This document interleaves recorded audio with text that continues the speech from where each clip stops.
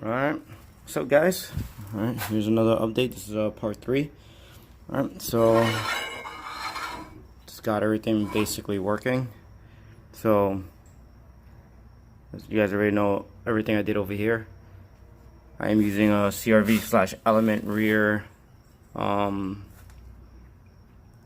brake rotor, RSX pads. As you can see, it works. Everything is centered. CRV element brake caliper bracket, and it looks like this is gonna work perfectly fine. So, and that will be the RSX. I'm waiting for the pins and all that to come in, and this will be the RSX brake caliper onto that. Looks like it all worked perfectly fine. I don't want to use the old ones from the RSX. These are really old. I'm pretty sure it might work. Well, at least this side will work because this side looks like it moves freely. This side is kind of stiff. I don't know. I ordered all new ones, so just waiting for the new ones to get in, and I'll be able to mount the caliper bracket. And now the next step will be the e-brake cable, which I'm literally about to figure out. So let me just figure this out, and I'll be right back so I can show you guys how that looks. Alright guys, so here's the whole setup. I just used my old pins temporarily just to get these bolts in to hold the caliper, and this is the e-brake. So you can only use one bolt. It doesn't line up. The second one, I don't think that's gonna be a big deal. We're not like driving with the e-brake. We're not fucking drifting and shit, you know what I'm saying? It's just basically a parking brake, just so you can park your car on hills and things like that. It looks like it should work perfectly fine. Yeah. These pads aren't really too worn out either, so I think there was enough clearance. So yeah guys, this video is super short. So basically all I did was gut the inside of the spindle. It's all the element brake parts. Alright, the parking brake stuff. That's the RSX caliper bracket. The CRV element caliper bracket. We got the CRV element rotor, RSX brake caliper, RSX brake pads, RSX e-brake all the way through. And that's it guys. Everything looks like it's fitting. Everything is rotating. There's a little bit of contact somewhere. I gotta figure it out so I can stop that noise from happening. I took the dust shield off. I felt like, I don't know, it was kind of in the way. This one was kind of like, it wasn't sitting straight. It was kind of had a lot of bends, so I just took it completely off so I don't have that headache. But it looks like the rear end is done. I got this side done. I'm not gonna tighten anything back. I'm not gonna tighten anything together because it doesn't need to be tight yet. I still got to do the other side, but the rear end of the RSX is figured out. It is done. This side is still needs to be completed. That's the RSX rotor. That's what I was just doing some test fitting, but the RSX rotor is definitely not going to work. Alright guys, so the next step is once I get the rest of the parts in and I kind of got everything on each side done and kind of in place, not fully tightened down, the next step that I'm going to do is, next episode I will be taking the all-wheel drive subframe and I'll be putting it into the RSX. And I'll be mounting. So what you want to do is you want to mount the transmission onto here so we can start figuring out exactly where the drive shaft is going to go, so we can cut our tunnel and do all the cutting we need to do. That front sway bar is going to go. It's not going to fit there anymore, so yep, that front sway bar is out. Yeah guys, I'll keep you guys posted. Alright, so next episode, got my motor here all torn down, pistons are on the floor. Little by little guys. I know this episode was really short. I just try to keep it, I was just trying to wrap up what I was starting on the other first 2 episodes. We got the parts we need figured out on here. Alright guys, super easy. I'm using RSX trailing arms, CRV element spindles, CRV element rotors, RSX brake pads, RSX caliper, and CRV element brake caliper brackets. Works perfectly fine. Everything works. The only thing you gotta do when you use the CRV brackets, they use a different bolt, so M10 by 25 by 30 is what you need. Other than that, everything looks like it's working good. The e-brake on the RSX seems like it's functioning. I have to fully test it. Let me see. I only have one side on, so I don't know if it'll make a difference, but let me see. I have that all the way up. I don't know if that makes a difference, guys. Oh yeah, we got e-brake. Hopefully I didn't fuck up anything on this side, because no, everything's good. Alright guys, it looks like we have an e-brake. As you can see, I can, oh wait, I gotta do some adjusting on that e-brake. It's definitely not loading up.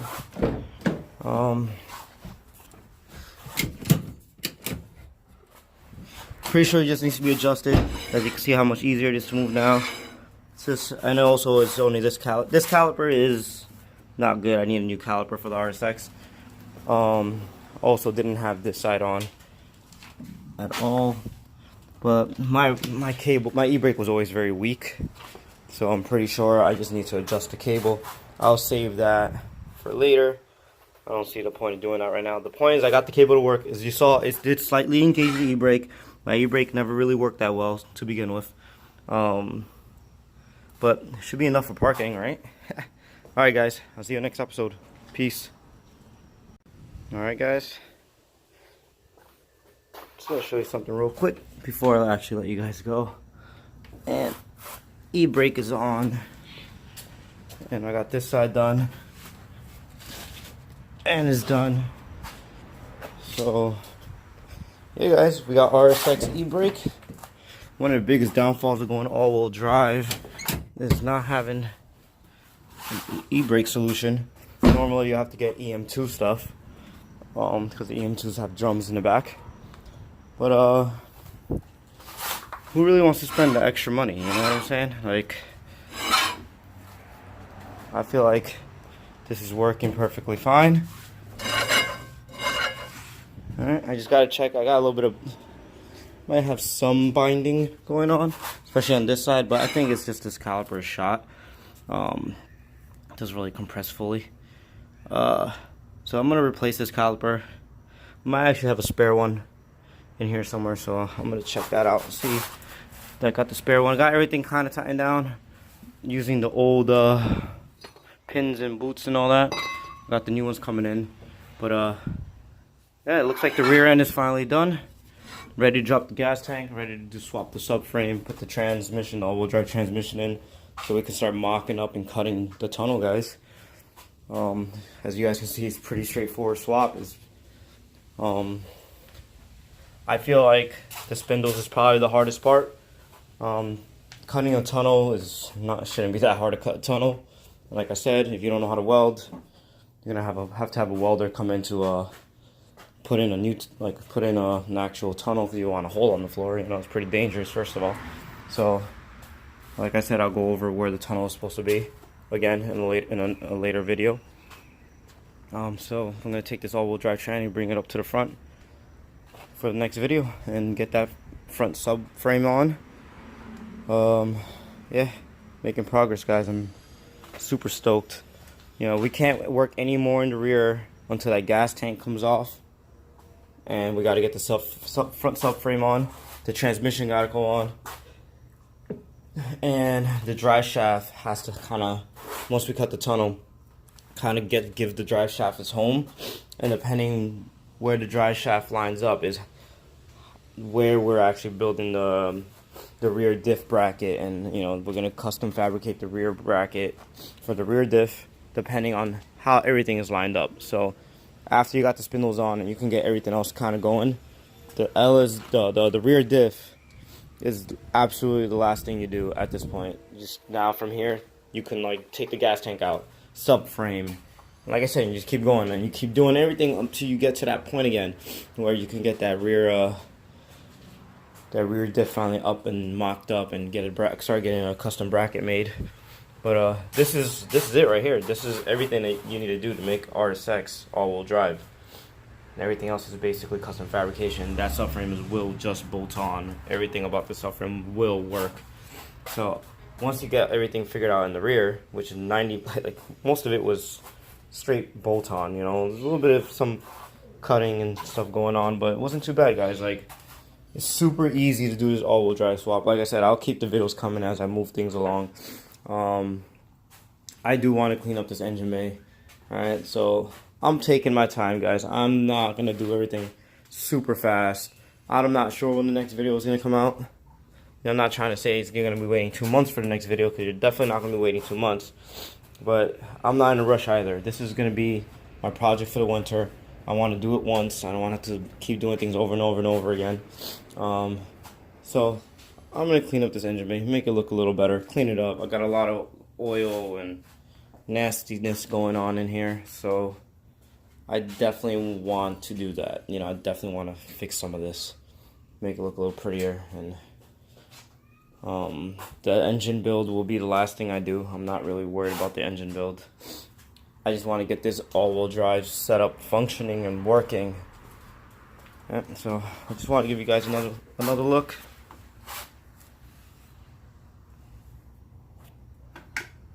Alright. Everything is working perfectly fine.